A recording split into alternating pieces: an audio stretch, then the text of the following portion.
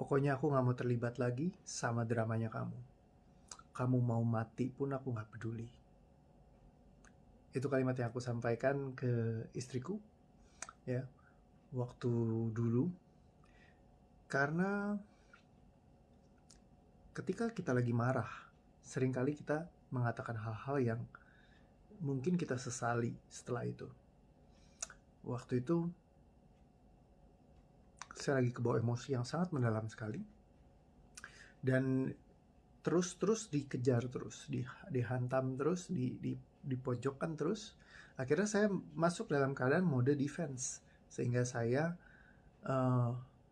langsung menahan, meredam, dan saya sampai bilang, tolong please jangan ajak saya ngomong dulu. Tapi masih terus di press terus, ya. Dan waktu itu saya nggak memilih untuk kabur atau keluar dari kondisi itu gitu ya. Tapi saya terus dalam mode yang bertahan. Sampai di satu titik saya udah nggak tahan lagi, kata-kata seperti itu keluar dari dalam diri saya.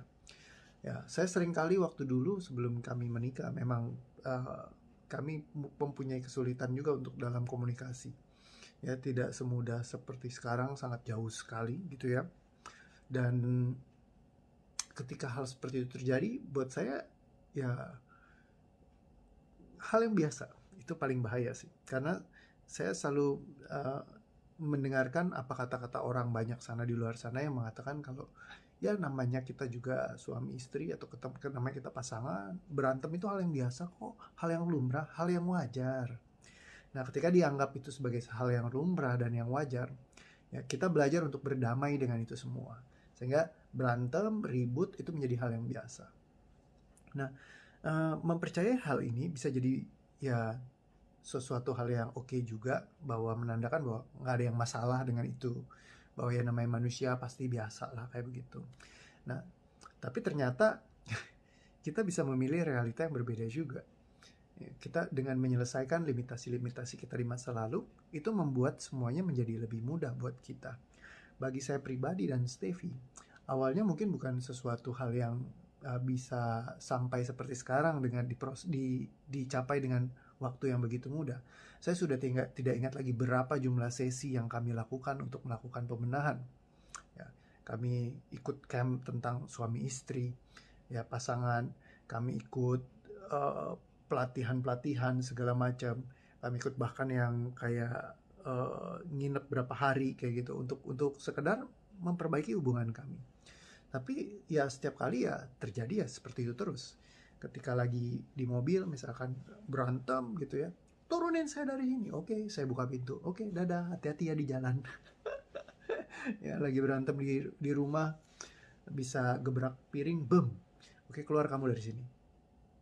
Saya nggak mau cara kamu kayak gitu. Saya bisa usir juga kayak gitu.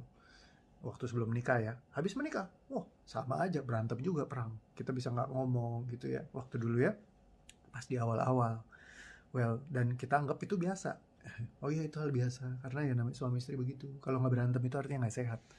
Nah, memang seperti itu. Tapi kalau kita menggunakan itu sebagai sebuah pembenaran, ya bahwa kalau nggak berantem nggak sehat, malah cilaka. Karena kita mencari sehat kan, sehatnya harus berantem misalnya. Nah, itu juga bahaya juga. Ya, terus dulu saya selalu kayak apa-apa saya ngomongin, kita ribut, berantem terus, perang terus. Nah, makanya selalu saya berpikir bagaimana caranya saya bisa menyelesaikan masalah keluarga saya sampai kurang lebih sekitar 1 tahun mungkin 2 tahun pernikahan ya, 1,5 tahun mungkin. Itu momen yang berat banget buat saya dan Steffi. Ya, beberapa kali kami juga mikir untuk jangan-jangan emang salah menikah nih gitu ya, apa kita mesti bercerai ya. Tapi satu hal yang membantu kami adalah kami selalu mencari perbantuan. Ya, minimal kami datang ke coach, kami datang ke konselor, kami datang ke setiap kelas yang bisa membantu kami, gitu. Dan itu benar-benar kayak saya bersyukur karena ada banyak sekali sistem perbantuan di luar sana yang membantu kami untuk seperti itu.